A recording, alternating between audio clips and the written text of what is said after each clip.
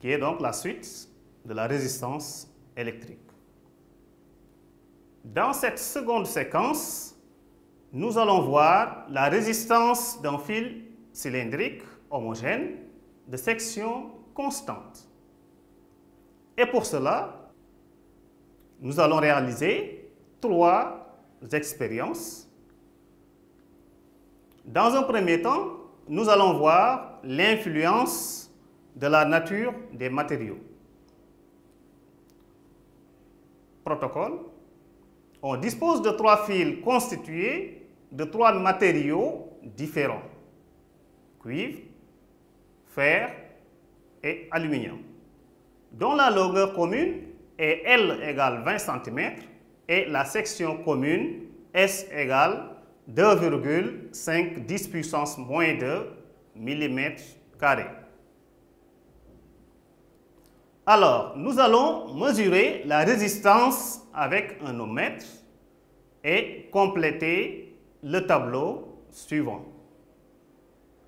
Comme vous le voyez sur la figure, nous avons les 3 fils, un fil en cuivre, un fil en fer et un fil en aluminium.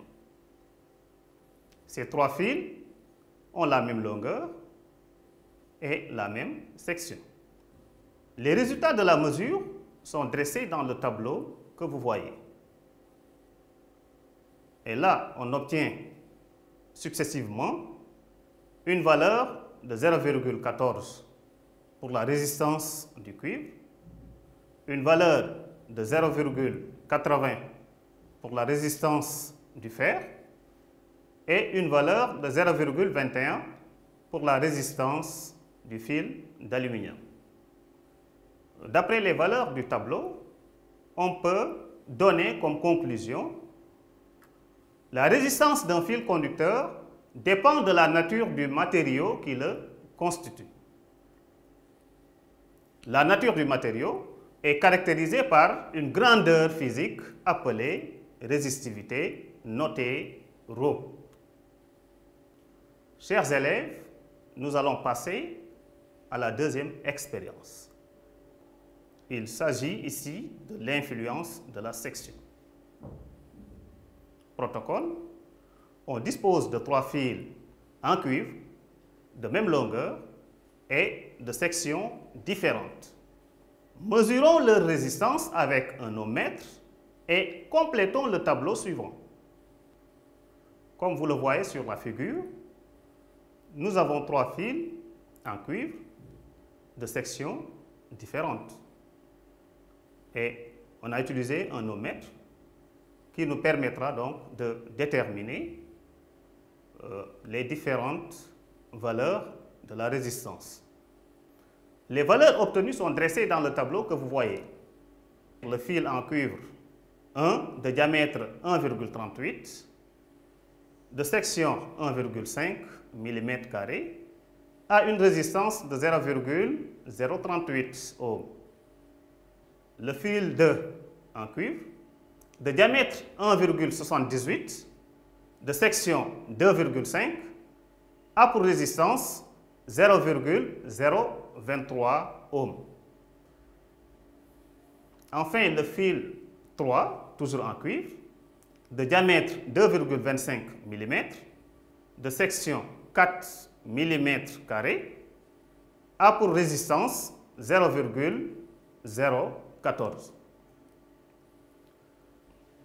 En comparant les différentes valeurs obtenues, nous pouvons tirer comme conclusion: la résistance d'un fil conducteur de longueur donnée diminue lorsque sa section augmente.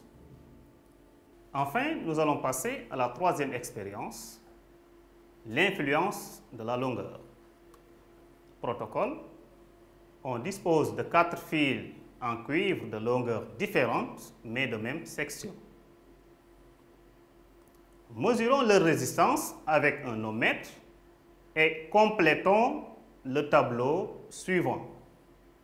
Devant nous, nous avons une figure.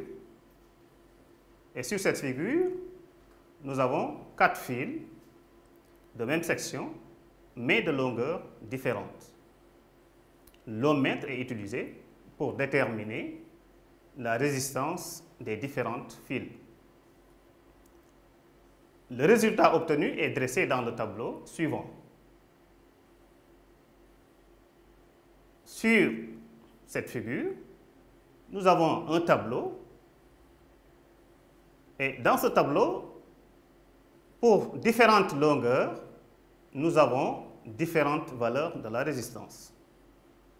Pour une longueur de 25 cm, nous avons une résistance de 0,003 ohms.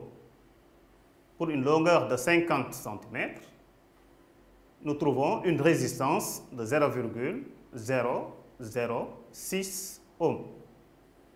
Pour une longueur de 75 cm, on a une résistance de 0,009 ohms. Et enfin, pour une longueur de 100 cm, on trouve une valeur de 0,012 ohms. Donc, si on regarde bien, à travers les différentes longueurs, on a différentes valeurs, mais ces valeurs varient dans quel sens? En conclusion, on dira que la résistance d'un fil conducteur augmente lorsque la longueur augmente. Nous allons passer maintenant à la conclusion générale des trois expériences.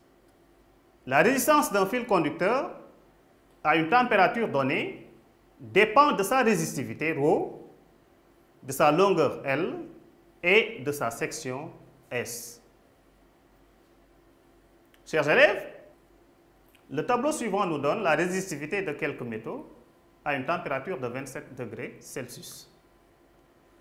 Dans ce tableau, nous avons différents métaux.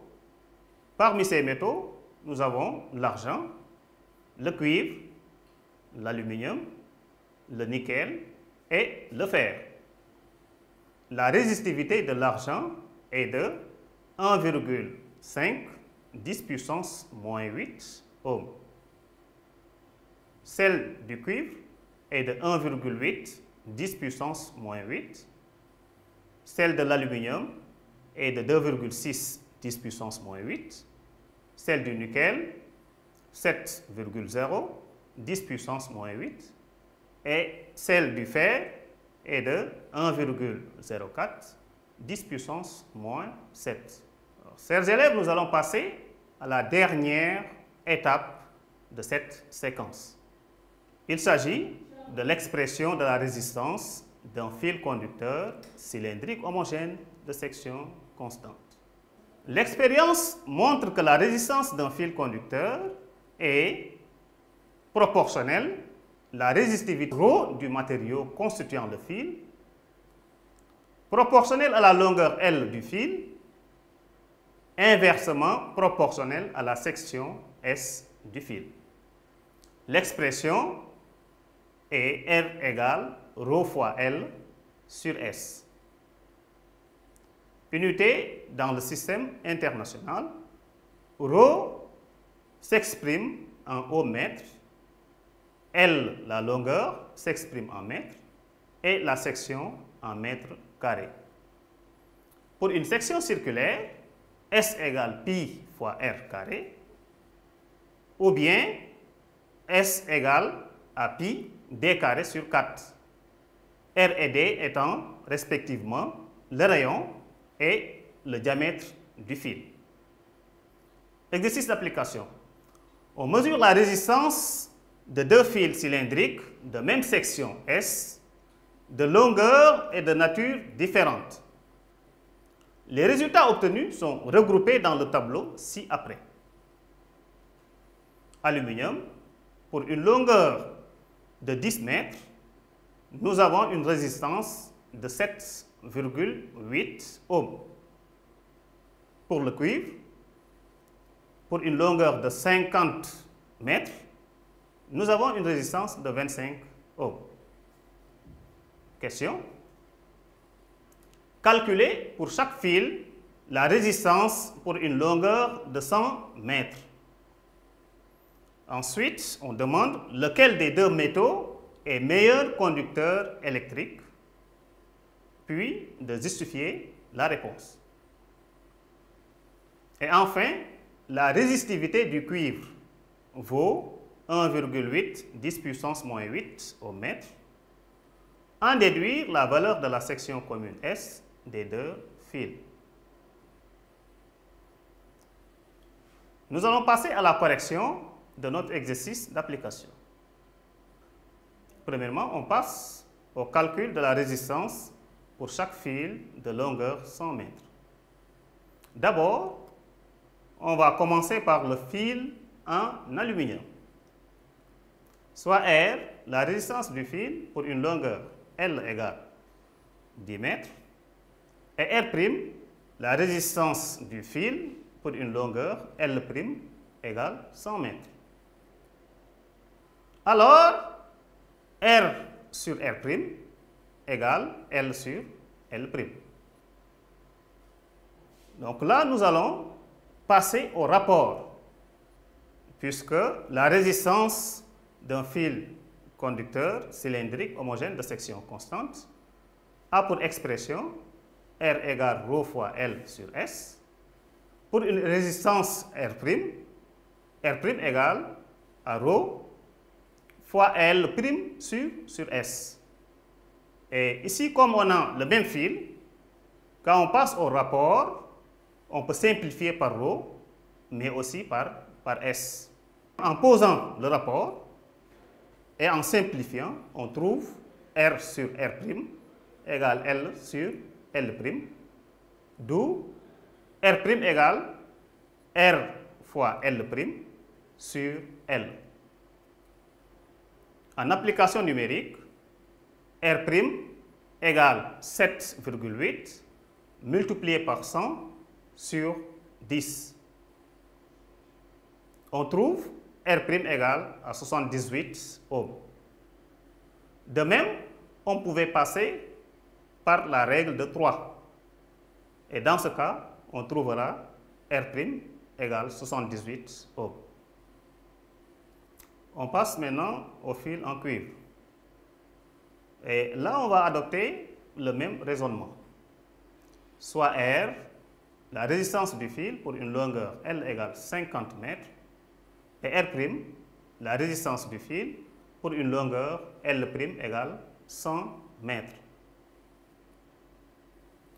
Là aussi, en passant par le rapport des expressions de R et R', on trouve R sur R' égale L sur L', d'où R' égale R fois L' sur L. Application numérique, R' égale 25 fois 100 sur 50. On trouve R' égale 50 ohms. On passe à la deuxième question.